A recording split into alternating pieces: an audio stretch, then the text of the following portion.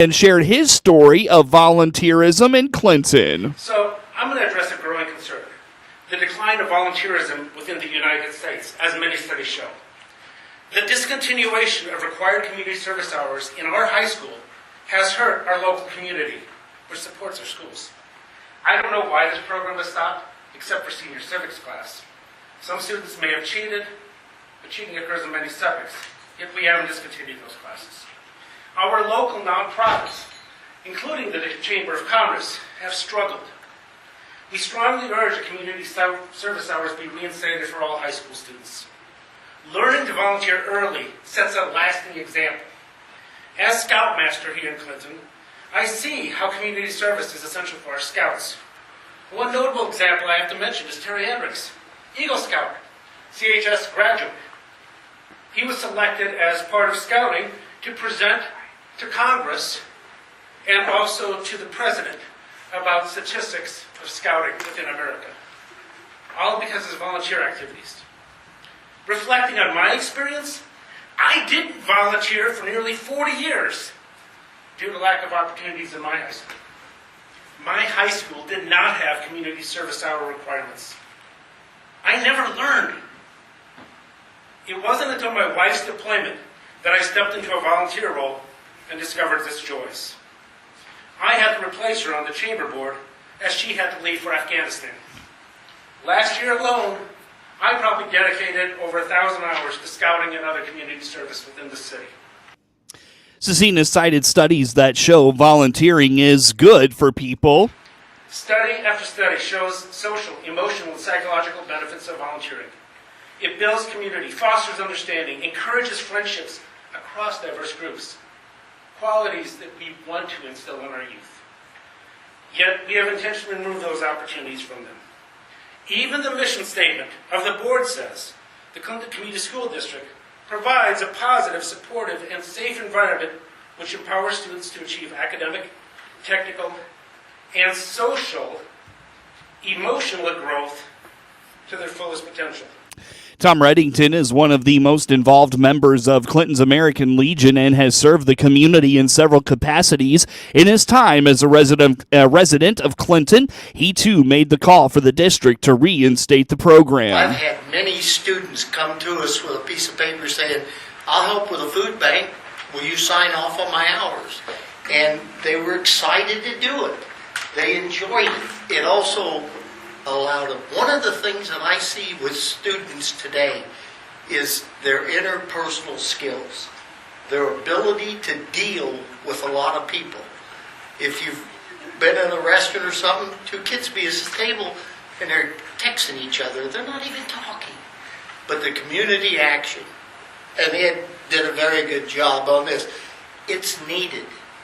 It's needed from organizations such as us, the Apple and Pork things.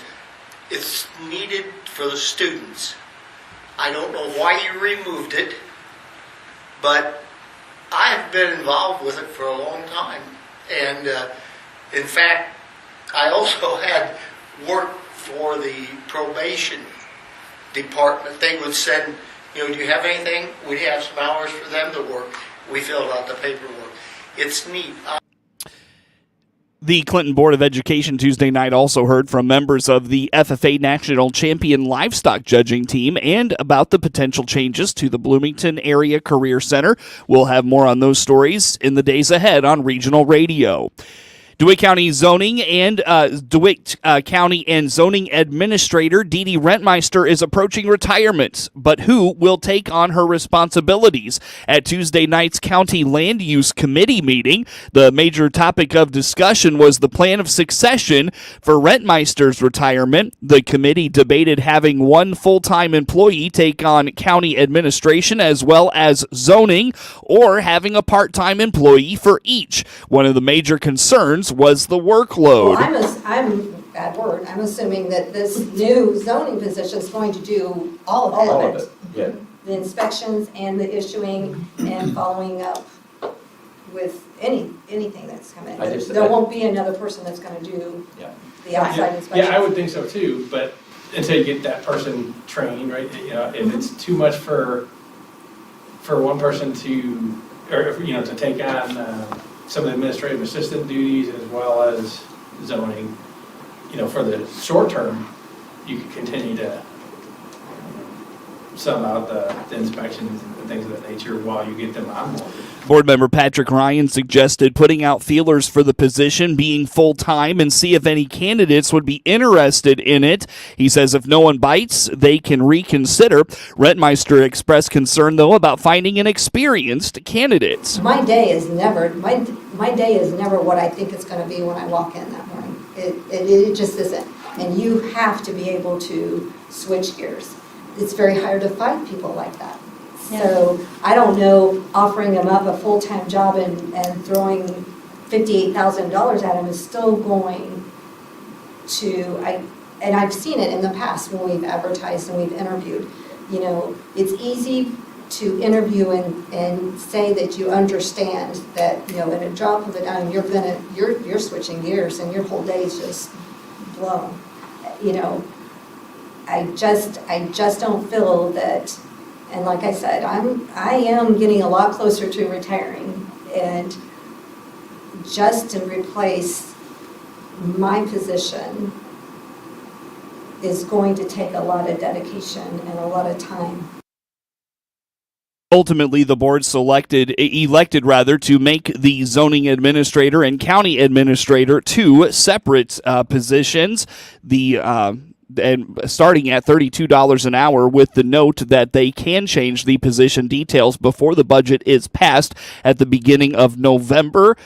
The plan will be discussed at the Finance Committee on October 21st. The committee also briefly mentioned 3 fines were issued to Enel for wind farm curtailment violations, and all 3 were paid without issue.